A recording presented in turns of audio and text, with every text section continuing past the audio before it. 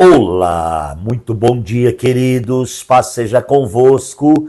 Graças ao Senhor, mais um dia com vocês aqui no canal O Reino em Pauta. Gente, é sempre uma alegria muito grande estar aqui com vocês e poder comunicar a poderosa palavra de Deus. Meus amados, gratidão a todos vocês pela comunhão no canal, gratidão a vocês que compartilham o nosso canal. A cada dia o seu like, o seu compartilhar é muito importante. Também quero agradecer a equipe de trabalho que faz virar o canal, que faz a edição e que também envia as mensagens para os amados, seja o vídeo ou áudio. Eu quero agradecer de todo o meu coração. Portanto, todos vocês recebam um abraço aqui do canal O Reino em Pauta. Gente, nós estamos em uma série poderosa que fala sobre o poder na mesa inclusiva. Essa já é a mensagem número 18 sobre o tema. Então, a mesa inclusiva, eu estou falando aqui daquela relação plena entre o céu e a terra. É aquela mesa espiritual que trabalha no interior de cada um, que ministra o interior de cada um, essa comunhão paterna, gloriosa de Deus com a vida dos seus filhos e o seu direcionamento, o seu governo, que é tão importante, né, entendermos estas coisas. E estou falando acerca da grande experiência reinante de Davi, quando foi ordenado, ungido por Samuel na casa de seu pai. A partir daí ele foi então trabalhar com Saul, porque Saul perdeu a presença, perdeu o Espírito de Deus. A Bíblia é clara e diz lá que o Espírito de Deus, tendo retirado de Saul, apoderou-se dele um espírito maligno da parte do Senhor, que Saul então ficou atormentado e agora precisava de alguém, e esse alguém indicado pelo próprio Deus foi Davi. Olha que interessante, Davi agora sai de Belém, né, e está no reino de Saul. E ele agora está tocando harpa para a libertação de Saul. Mas o que me deixa maravilhado, irmãos, é que Saul foi muito abençoado por Davi. E a Bíblia diz que Saul enviou então uma mensagem a Jessé. Olha o que Saul enviou a Jessé. Então Saul enviou a seguinte mensagem a Jessé: deixe que Davi continue trabalhando para mim, pois eu estou satisfeito com ele. Sempre que o espírito mandado por Deus se apoderava de Saul, né, Davi apanhava a harpa e tocava. Então Saul sentia alívio e melhorava, e o espírito maligno o deixava. Amados, Davi agora recebe então um pedido da parte de Saul para que ele possa trabalhar no seu palácio, para que ele possa ser assistente direto de Saul. Agora, gente, não é tremendo? Um rei ungido por Deus, trabalhando no reinado de alguém que Deus o deixou. Não é interessante? Parece que tem um propósito aí, né?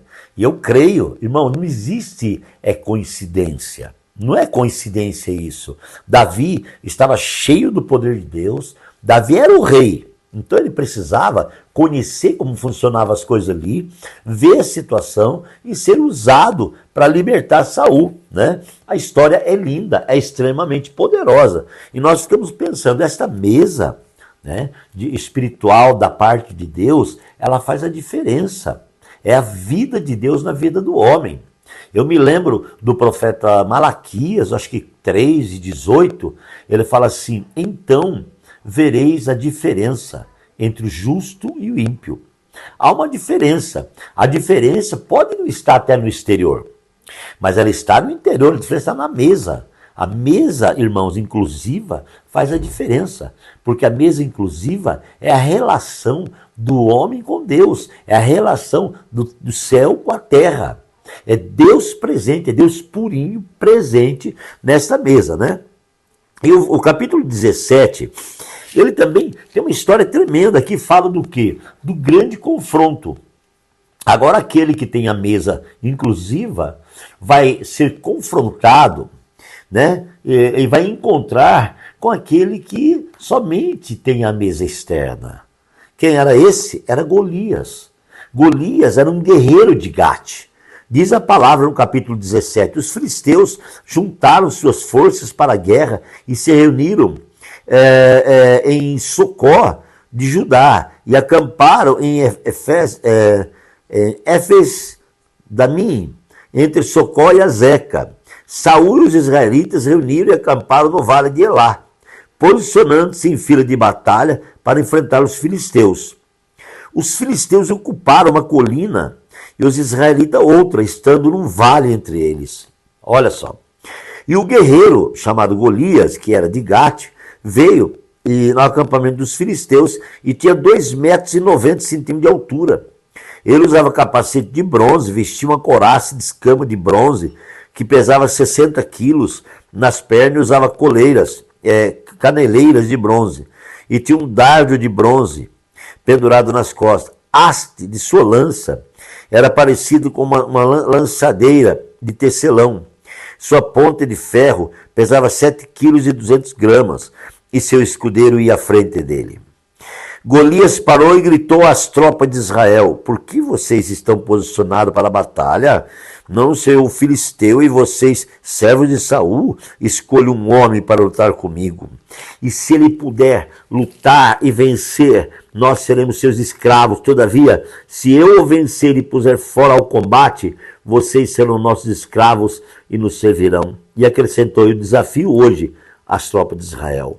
Mandaram-me um homem para lutar sozinho comigo. Ouvir as palavras dos filisteus, as palavras do filisteu, Saul e todos os israelitas ficaram atontos e apavorados. Davi era filho de Jessé, o efrateu de Belém de Judá. Jessé tinha 8 filhos e já era idoso na época de Saul.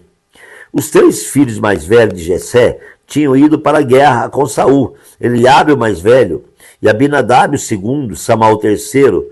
Davi era o caçula. Os 3 mais velhos seguiram a Saul, mas Davi ia ao acampamento de Saul e voltava para apacentar as ovelhas de seu pai em Belém. Durante 40 dias o filisteu aproximou-se de manhã e de tarde e tomou posição. Olha só, amados irmãos, durante 40 dias o filisteu aproximou-se de manhã e de tarde e tomava posição. Então era complicado, né? Essa questão da guerra dos filisteus. E agora esse Golias de Gate, o grande guerreiro, afrontando o povo de Deus, que estava uma colina o povo de Israel, outra colina os filisteus. Essa afronta, sabe, amados irmãos, hoje nós podemos trazer essa mensagem para nós hoje. Quantas afrontas têm acontecido? E muitas vezes nós ficamos apavorados ao ver certas situações. Mas eu me lembro quando Josafá passou por isso no livro de Crônicas, capítulo 20. O que aconteceu? Deus disse para Josafá: você não tem que ter medo. Sabe por quê? Porque nessa peleja você não tem que pelejar. Você tem que parar, ficar em pé, saber que eu estou contigo e que você é vencedor e que você vai vencer sem ter medo. Irmãos, o mesmo acontece conosco. Quantas afrontas têm chegado até mim, até você? Quantas guerras e pelejas, e você muitas vezes não sabe administrar aquela guerra, aquela peleja que está dentro de você. Mas Deus está dizendo a você neste momento: não tenha medo. Posicione-se diante de Deus. Assim como o inimigo se posicionava, você tem que posicionar. Porque muitas vezes no meio da afronta nós recebemos o empoderamento da parte de Deus e nos levantamos para estar em pé.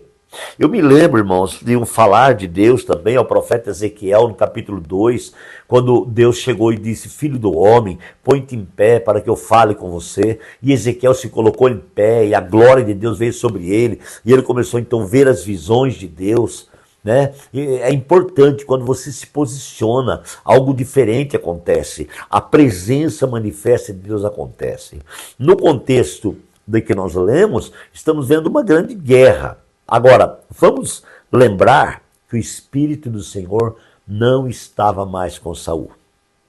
Então, a falta da presença de Deus começa a abrir as portas dos abismos.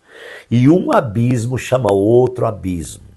Então agora há um confronto muito grande. Vamos pensar novamente. Saul, por um lado, está sendo afrontado, ele e o povo de Deus. Por outro lado, o rei escolhido por Deus está trabalhando a favor de Saul e tem sobre ele o empoderamento celestial, a unção, o poder de Deus. É ele o homem que Deus separou para vencer. Pode trazer essa palavra para você. Deus te fez um homem de Deus, uma mulher de Deus. E Deus te fez para vencer. Deus não te fez para perder. Posso falar para você? Você não é perdedor, você é vencedor por causa de Cristo.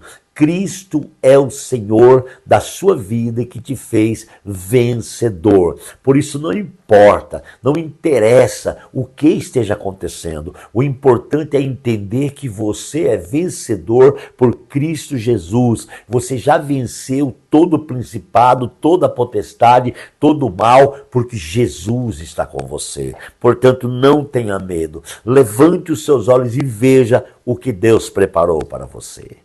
Vamos orar. Pai, muito obrigado por mais um dia, por mais um momento, por mais essa reflexão. Pai, abençoe a vida do teu povo. Nós te agradecemos em nome de Jesus. Amém. Que Deus abençoe grandemente você. Um grande abraço e até amanhã.